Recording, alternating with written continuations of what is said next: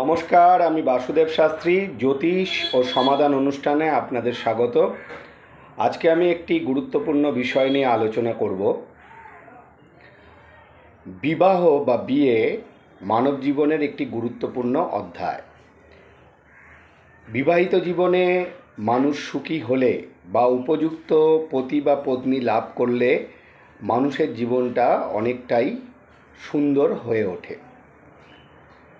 আমি আজকে এই বিষয়ে আলোচনা করব, কিন্তু আধুনিক যুগে আমরা উচ্চশিক্ষিত হয়ে প্রযুক্তিবিদ্যায় এগিয়ে গিয়েও বিবাহের ব্যাপারটা নিয়ে বহু মানুষ চিন্তিত।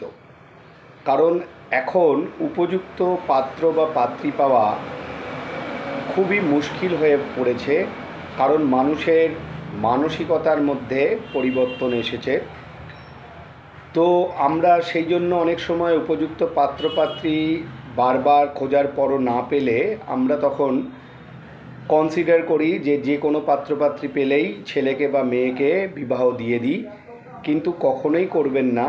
জ্যোতিষশাস্ত্র মতে অবশ্যই আপনারা অষ্টকূট অর্থাৎ যৌতুক বিচার করে তাহলেই বিবাহের জন্য এগোবেন। জ্যোতিষশাস্ত্র ছাড়াও আরও কতকগুলো বিষয়, আধ্যাত্মিক বিষয় বা সামাজিক বিষয় আমাদের জানা প্রয়োজন, যেগুলি সম্পর্কে আপনারা সঠিক জেনে তারপরেই আপনার মেয়েকে, এখানে আমি মেয়েদের কথাই বলবো, পাত্রস্থ করবেন। অর্থাৎ কার কার সঙ্গে মেয়ের বিয়ে দেওয়া উচিত নয় বা কাদের সঙ্গে মেয়ের বিয়ে দিলে আপনার মেয়েটি সুখে শান্তিতে থাকতে পারবে না। অন্য কোনো দিন আমি ছেলেদের সম্পর্কেও আলোচনা করব। যিনি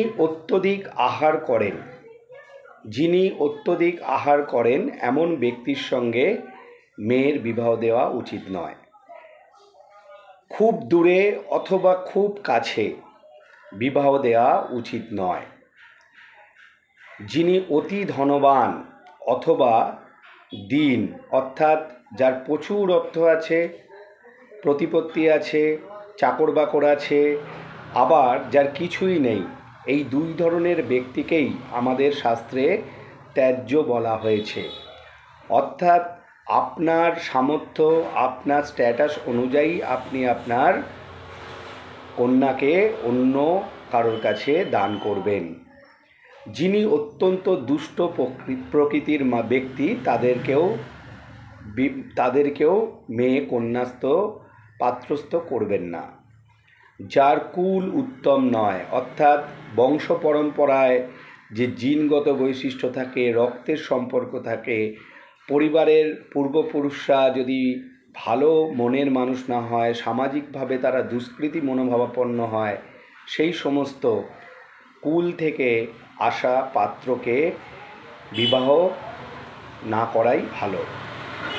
যিনি অতি বৃদ্ধ, অর্থাৎ যার অনেকটা বয়স হয়ে গেছে, অর্থাৎ ছেলে মেয়ের মধ্যে বয়সের পার্থক্য খুব বেশি হয়ে গেলে পাত্রস্থ করা উচিত নয়। যিনি রোগী, জেনে শুনে কোনো রোগ আক্রান্ত ব্যক্তির সঙ্গে মেয়ের বিবাহ দেওয়া উচিত নয়। যিনি অলস, অর্থাৎ কাজ করতে চান না, কুঁড়ে প্রকৃতির, এমন ছেলের সঙ্গেও আপনার মেয়ের বিবাহ দেওয়া উচিত নয়। যিনি অত্যন্ত রাগী, কথায় কথায় রেগে যান, মারধর করেন, হিতাহিত জ্ঞান শূন্য হয়ে পড়েন, এমন ব্যক্তির সঙ্গেও বিবাহ দেওয়া উচিত নয়। যিনি সর্ববিষয়ে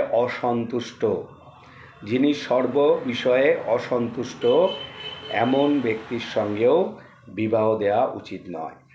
এই বিষয়গুলি মাথায় রেখে যদি আপনি আপনার কন্যাকে বিবাহ দিতে পারেন, তাহলে অবশ্যই আপনার কন্যা এবং আপনারা আনন্দে থাকবেন, তাদের জীবনটা সুখে শান্তিতে অতিবাহিত হবে। আজকের মতো এই পর্যন্ত। যদি আমার ভিডিওটি ভালো লাগে তাহলে অবশ্যই লাইক করবেন, শেয়ার করবেন, কমেন্ট করবেন।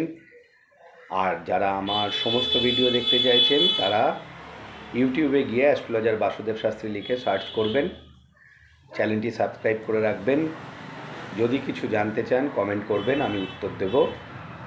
আর যারা আমার সঙ্গে ব্যক্তিগতভাবে যোগাযোগ করতে চাইছেন তারা স্ক্রিনে দেওয়া নাম্বারে যোগাযোগ করবেন। দূরের বন্ধুদের জন্য অনলাইনে সুবিধা আছে। নমস্কার।